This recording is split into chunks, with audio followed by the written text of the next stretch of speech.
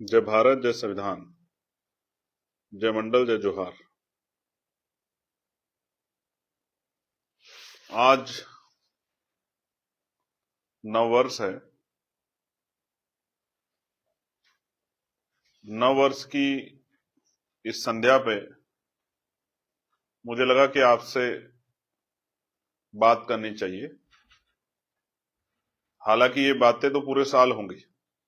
हमारे महापुरुष क्या चाहते थे, किस व्यवस्था को बदलना चाहते थे और किस व्यवस्था की वजह से आज भी देश में छुआछूत, भेदभाव, जुल्म, जाति, अन्य अत्याचार है।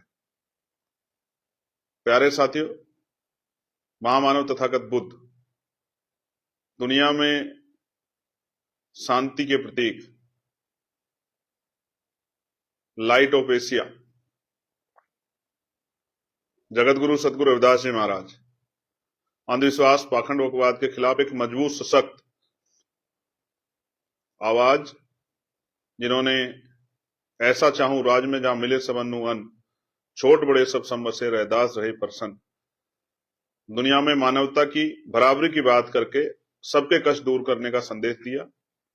ऐसे जगत गुरु सतगुरु रविदास जी महाराज, गुरु नानक देव, जिन्होंने संगत में पंगत यानी कि सबके भले आंख दिखाते पाखंडवाद को घुटने टिकवाते हुए गुरु कबीर जी, जो कहते हैं कि अगर पत्थर पूजे से भगवान मिलता है तो मैं पहाड़ पूजूंगा। बाहर जाके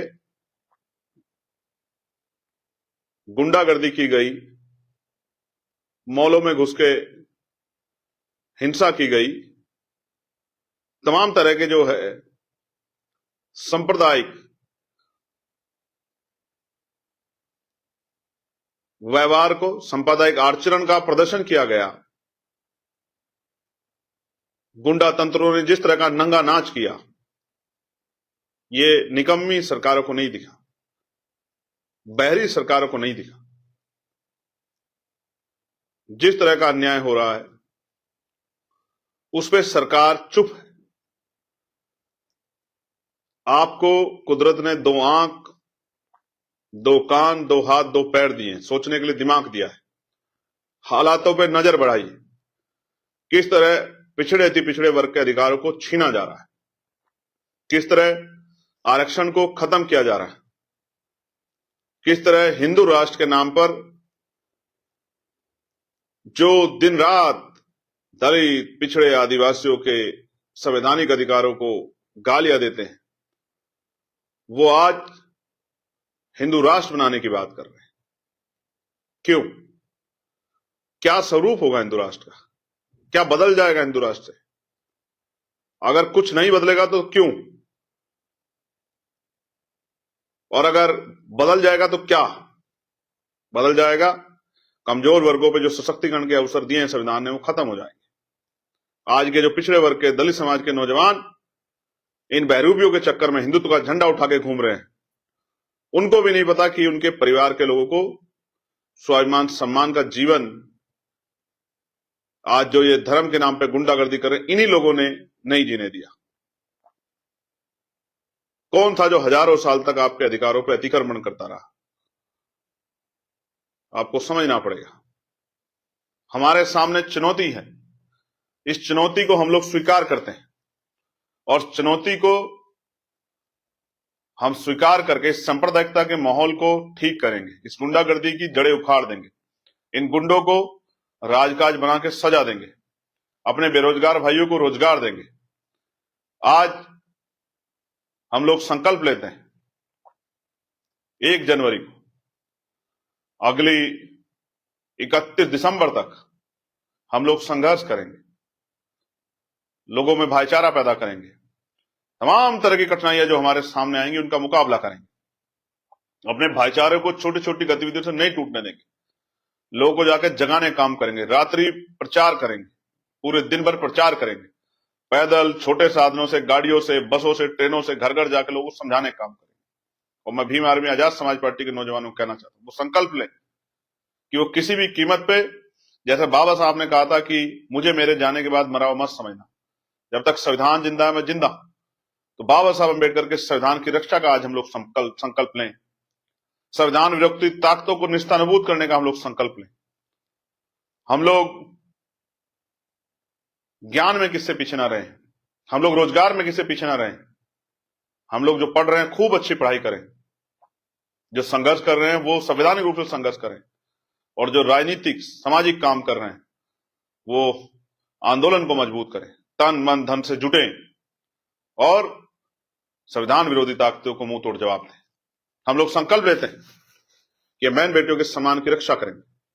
हम लोग संकल्प लेते हैं कि हम मेहनत करेंगे, राजकाज बनाएंगे कि जो एनसीआरबी का डाटा कहता है कि लाखों बहनों बेटियों के साथ जो अन्याय होता है उसको हम लोग जड़ से खत्म करने का काम करेंगे। हम महिलाओं को रोजगार देंगे घर पे।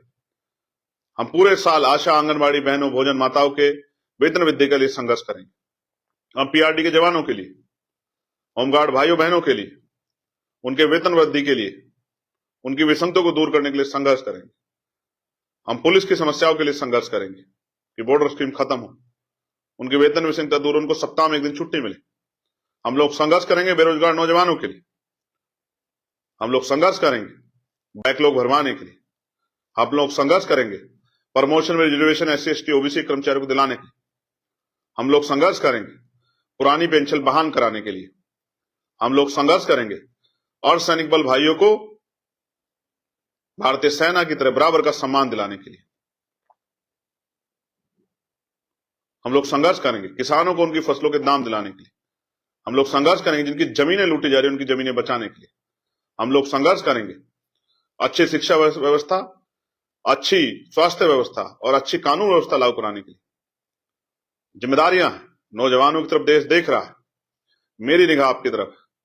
आप मुझसे बहुत उम्मीद रखते हैं, मैं भी आपसे बड़ी उम्मीद रखता हूं कि आप लोग घर से निकल के इन मनुवादी ताकतों को सबक सिखाने के लिए राजकाज बनाएंगे।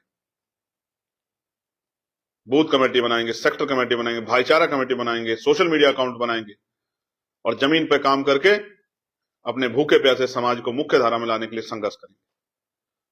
लोगों की ताकत बनेंगे। हम लोग संकल्प लेते हैं, लोगों की आवाज बनेंगे, लोगों की मदद करेंगे, लोगों के साथ खड़े होंगे, लोगों पे होने वाले जुल्म को रोकने का काम करेंगे, अपनी शक्ति बनाएंगे, छोटी छोटी ईगो को हम लोग खत्म करेंगे, भाईचारा बनाएंगे कमजोर वर्गों के लोगों में, पिछड़ों में। क्योंकि आप महसूस करो, जब आजादी नहीं थी, जब संविधान नहीं था, तो इन्हीं कमजोर वर्गों के लोगों को कोई सरकारी नौकरी नहीं देता था, कोई रोजगार नहीं देता था, कोई सम्मान नहीं देता था। आज भी शूद्र कह के जिस तरह से अपमानित करने का काम किया जा रहा है, जिस तरह से पुनः सरकारी नौकरी खत्म करके निजी क्षेत्रों को बढ़ाकर, जिस तरह से हमें हमारी जो सुरक्षा गारंटी थी सरकार ने उसको छीना जा रहा है, जिस तरह से आज भी सफाई कर्मचारी, हम लोग संकल्प लेते हैं कि ठेकेदारी आउटसोर्सिंग पे जो सफाई कर्मचारी हमारा या कोई भी कर्मचारी जो ठेके पर सफाई उस पर संविदा पे उस पर काम कर रहा है आउटसोर्सिंग पे, इस पूरी व्यवस्था को खत्म करेंगे।